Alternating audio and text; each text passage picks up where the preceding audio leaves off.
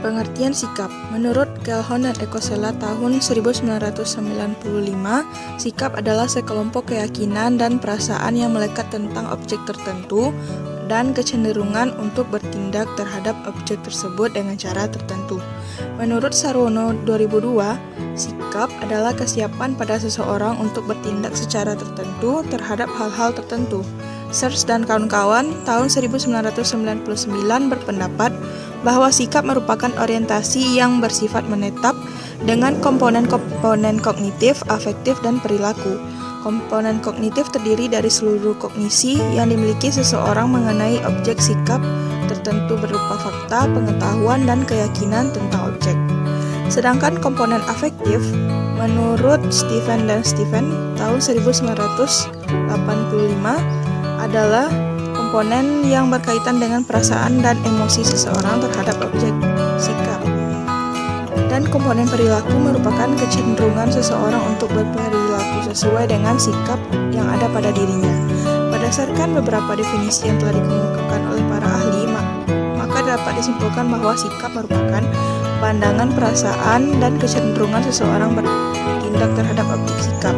Sikap atau disebut juga dengan attitude, pengertiannya adalah sikap terhadap objek tertentu yang disertai dengan kecenderungan untuk bertindak sesuai dengan sikap terhadap objek tadi, atau dengan kata lain yang lebih singkat, sikap atau attitude adalah sikap dan kesediaan bereaksi terhadap suatu hal. Ada pendapat lain yang mengatakan bahwa sikap adalah kesadaran individu yang menentukan perbuatannya dan perbuatan-perbuatan yang akan terjadi. Jadi merupakan suatu hal yang menentukan sikap, sifat, hakikat baik perbuatan sekarang maupun perbuatan yang akan datang. Untuk komponen kognitif di sini, dia komponen yang berhubungan dengan gejala yang mengenai pikiran yang merupakan pengolahan, pengalaman, dan keyakinan, persepsi, serta harapan-harapan individu tentang objek atau sekelompok objek.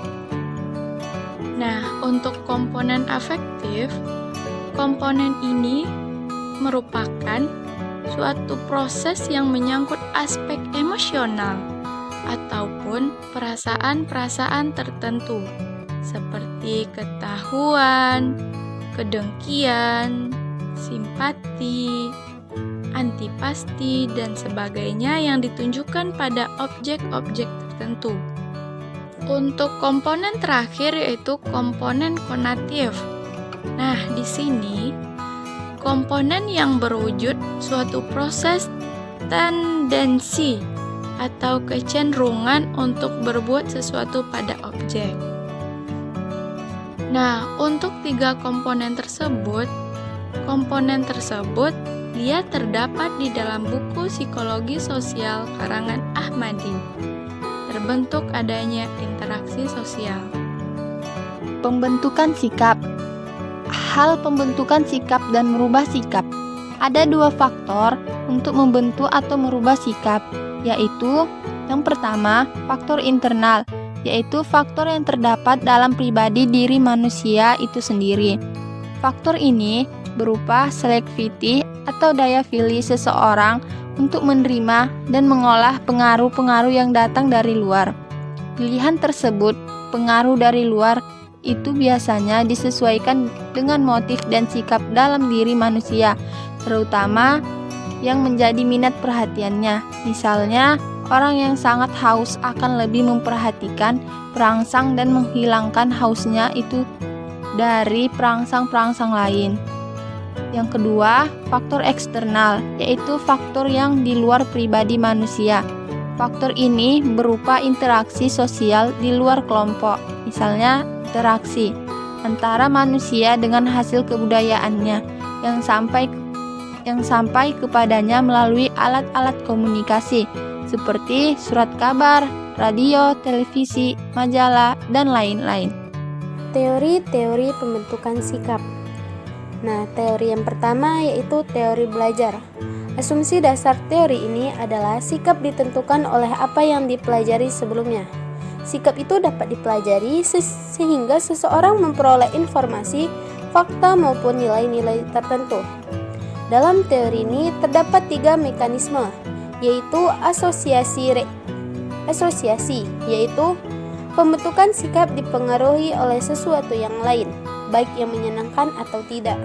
Yang kedua, mekanisme reinforcement, yaitu seseorang menunjukkan sikap atau perilaku tertentu karena dengan bersikap seperti itu dia akan memperoleh sesuatu yang menyenangkan.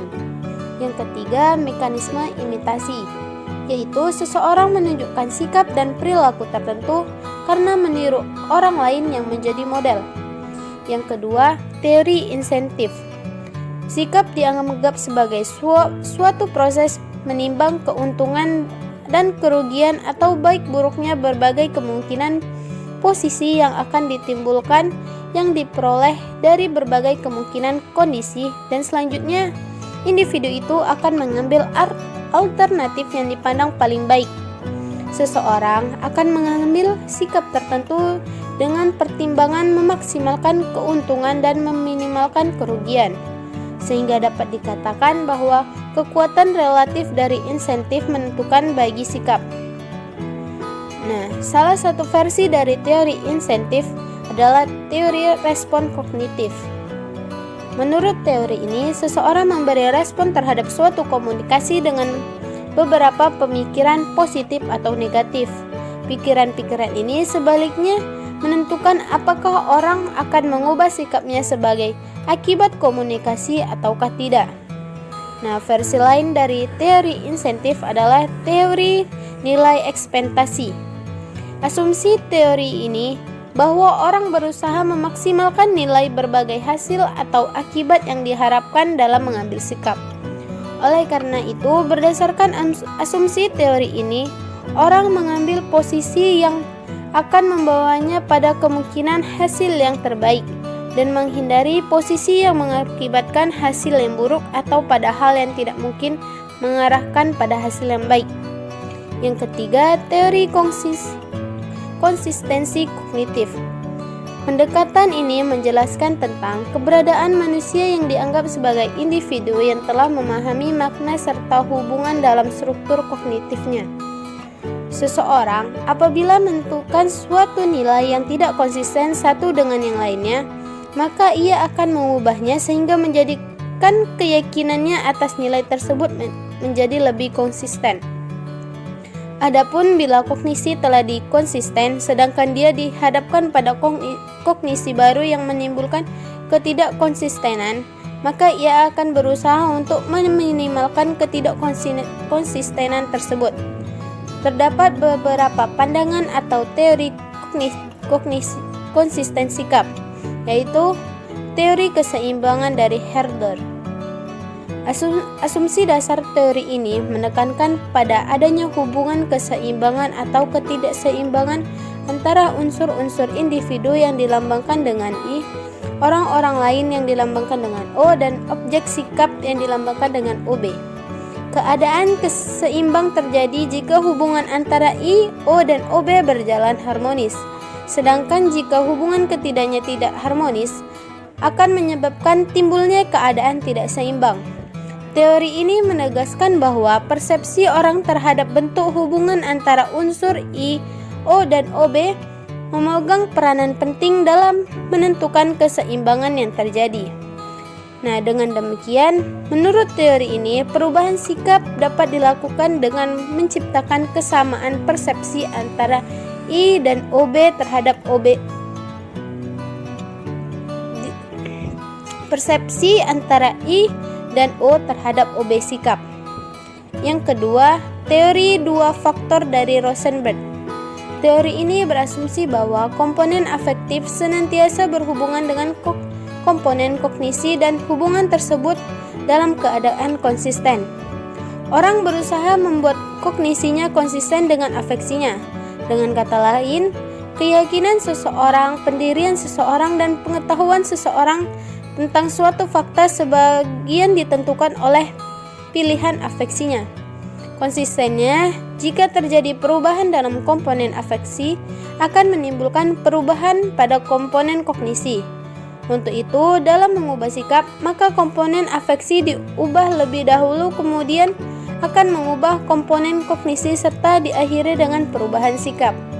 Yang ketiga, teori disonansi kognitif dari Festinger. Asumsi dasar dari teori ini adalah sikap berubah demi pertahanan konsistennya dengan perilaku nyata. Seringkali manusia dihadapkan pada adanya konflik antara berbagai kognisi sikap, bahkan antara sikap dengan perilaku.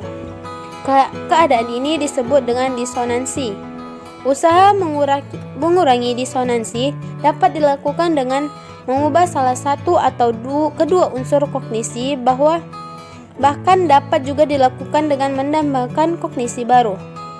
Cara spesifik yang dilakukan menurut Anwar adalah dengan mengubah perilaku, mengubah unsur kognisi dari lingkungan dan menambahkan unsur kognisi yang baru.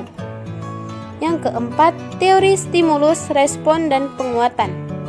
Asumsi dasar teori ini adalah bahwa perilaku sosial dapat dimengerti melalui suatu analisis dari stimulus yang diberikan dan dapat mempengaruhi reaksi yang spesifik dan didukung oleh hukuman atau penghargaan sesuatu dengan reaksi yang terjadi. Skala pengukuran sikap memiliki 5 skala, yaitu A. Skala Likert yang digunakan untuk mengukur sikap, pendapat, dan persepsi seseorang atau sekelompok orang tentang fenomena sosial. B. Skala Goodman. Skala pengukuran dengan tipe ini akan didapat jawaban yang tegas, yaitu ya atau tidak, benar atau salah, pernah, positif atau negatif, dan lain-lain. C. Skala Thurston. Skala Thurston adalah skala yang disusun dengan memilih butir yang berbentuk skala interval. Setiap butir memiliki kunci skor, dan jika diurut, kunci skor menghasilkan nilai yang berjarak sama. D. Semantik diferensial. Skala diferensial yaitu skala yang mengukur sikap, tetapi bentuknya bukan pilihan ganda maupun checklist, tetapi tersusun dalam satu garis kontinu, di mana jawaban yang sangat positif terletak di bagian kanan garis dan jawaban yang sangat negatif terletak di bagian kiri garis atau sebaliknya. E. Penilaian atau rating scale. Data-data skala yang diperoleh melalui 3 skala yang dikemukakan di atas adalah data kualitatif dan kuantitatif. Berbeda dengan rating scale, data kualitatif seperti halnya skala lainnya. Dalam rating scale, responden akan memilih salah satu jawaban kuantitatif yang telah disediakan.